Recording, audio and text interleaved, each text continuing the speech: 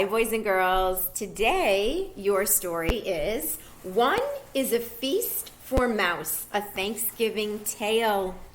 Look how cute he is. He's the main character in the story. And look what he's holding. Looks like he's balancing some food items on his hand. I'm wondering if this book will be fiction or nonfiction. He's a little mouse with glasses. What do you think? Do mice wear glasses? After Thanksgiving, Dinner Mouse crept out of his hidey hole and looked around. It's called a cuckoo clock, and there he is. That's where he lives. He lives in the cuckoo clock. Cuckoo, cuckoo. The house was quiet. Dad snoozed in his chair with his book. Mom dozed in front of the TV. Outside, the kids played football in the crisp yellow leaves. Cat curled up by the fire. He yawned and stretched his stripy tail. Then he closed his greeny eyes and went to sleep. Yes, he's going to sleep. And there's our little friend the mouse, the main character in the story. There he is. Oh boy. There's the cat.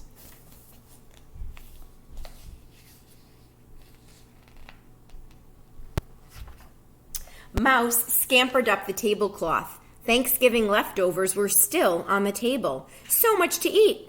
Mouse saw a teensy tiny, toothsome green pea all by itself under a plate.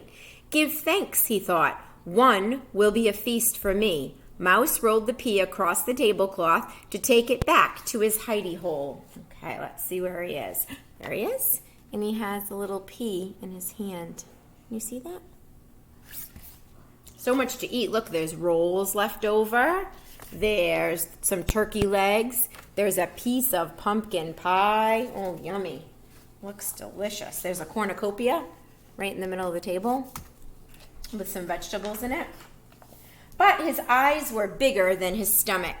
He saw 6 leftover cranberries glowing like rubies on a silver saucer. I'll take just one, he said to himself. One is a feast for me. He balanced one cranberry on top of the pea and started once again across the table to his hidey hole. So there he is. He's going to grab one of the cranberries. He's looking. He's going to grab it and he's going to put it on top of the pea that he's already holding. All right. He thinks he can fit more in his little belly. Just then, there he is. Ooh, he sees something else. Just then, he saw 3 olives, black and shiny, in a dish. I'll take just one, he thought. One is a feast for me. He put the olive on top of the cranberry, on top of the pea, and carried the tidbits across the table. Do you like olives? I love olives. Yummy. There's a pickle, some carrots. I wonder if he's going to think that that's enough. Let's see. Then he saw the carrot stick, crunchy and munchy and orange. He's going to go for that too. I'll take just one, he thought. One is a feast for me. He stuck one carrot stick into the hole in the olive, balanced both on top of the cranberry, on top of the pea, and started back to his hidey hole. Do you think he's going to get distracted and find something else? Ooh, I wonder. Then he saw the mashed potatoes that were left on the plate. Look, he's trying to balance the mashed potatoes. My goodness, look at the salt and pepper shakers. They're pilgrims. How cute. Mouse potatoes. There was just one scoop left on the plate. I'll just take the plate, Mouse thought. What a feast I will have. He balanced the plate of potatoes on top of the carrot stick, in the hole, in the olive, on top of the cranberry, on top of the pea, and Mouse started off across the table. I hope he doesn't drop it. All right, let's see if he gets distracted and finds something else. Well, of course, what goes with mashed potatoes? Gravy. Some people put it on their mashed potatoes. It's pretty good. Then he saw the gravy, brown and luscious in the silver gravy boat. Gravy for the mouse potatoes, he thought. I must have that for my feast. And he balanced the gravy boat on top of the mashed potatoes, on top of the carrot, stuck in the olive, on top of the cranberry, on top of the pea, and he started off. There he is. But then he spotted the pumpkin pie. Remember, there was that one piece of pumpkin pie. I think he's going to take it for dessert. How is he going to balance all this? Oh, my goodness. One slice of pie, brown and dimpled, with a collar of fluffy cream. So he balanced the pie on top of the gravy boat, on top of the mashed potatoes, on top of the carrot stick, stuck in the hole in the olive, on top of the cranberry, on top of the pea, and he started off across the table. Here he goes. Surely that should be enough food for him. Let's see. The pie slid, but the mouse caught it just in time.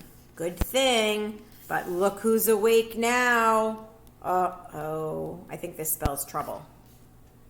So let's see what happened. Mouse bobbed and bobbled across the tablecloth on the way to his hidey hole for his Thanksgiving feast. And remember, a feast is a big, big meal. He didn't see the cat creeping closer and closer. There he is. Oh, dear. Now they change the way the words are orientated on the page.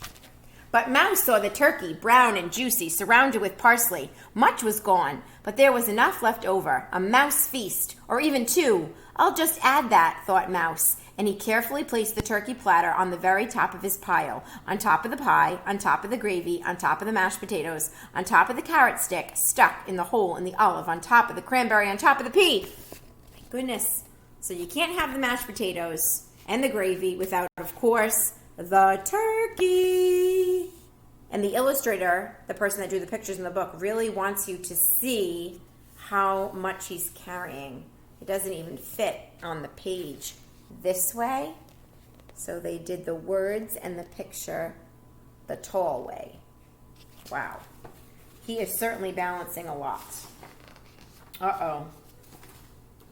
The pie slid. But Mouse... I'm on the wrong page. Sorry. All right, here we go.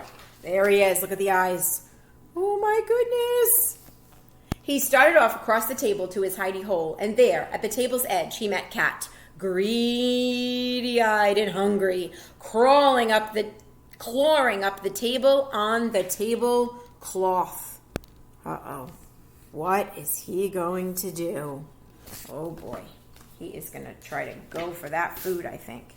Mouse skidded to a stop. The turkey wibbled and wobbled, slid and slipped. Mouse danced to keep his feast balanced. He pirouetted like a ballerina, juggled like a platter spinner, but off slid the turkey, whoosh, with a plop, landing smack on Cat. Oh, boy. Oh, my goodness, there goes all the food. Down crashed the pumpkin pie in the boat with the gravy. Down crashed the mashed potatoes with a clatter that woke Mom. Down fell the carrot, slick, still impaled in the olive. Down went the cranberry, which rolled, leaving a red track across the tablecloth. Down went the pea, all clatter, wumpus off the table. Rolling onto the floor, off scampered Mouse, quick as a bandit, back to his hidey hole ahead of Cat. But look, he's not holding any food items at all. He's not going to be able to have a feast for Thanksgiving. What's he going to do? All right, Mom is trying to clean it up. He huddled in his hidey hole. His heart pitter-pattered. He peered out. Down came the broom on the stripy, greeny-eyed Cat. Bad kitty, shouted Mom. Outside! And he swept the cat out the door. Mouse looked around, whiskers trembling with fright. No Thanksgiving feast for me, he thought. Just then he spotted, glowing in the corner, whatever could it be? Glowing. Oh, look! I love this page. So there's where he lives, in the clock. He's back in his hidey hole, and he's eating, or getting ready to eat, the one little pea for his feast. He doesn't seem to mind, though. And he has a picture. Look at the little bottle cap and the inside of it. It's used as a frame, and maybe it's a picture of his mom. And a little candle. How cute. One teensy tiny, round and toothsome, green and luscious pea. Give thanks. One is a feast for me. Oh, that's all he needs. And I hope that you enjoyed that story. our fiction story of One is a Feast for Mouse, a Thanksgiving Tale. Bye, boys and girls. I'll see you later.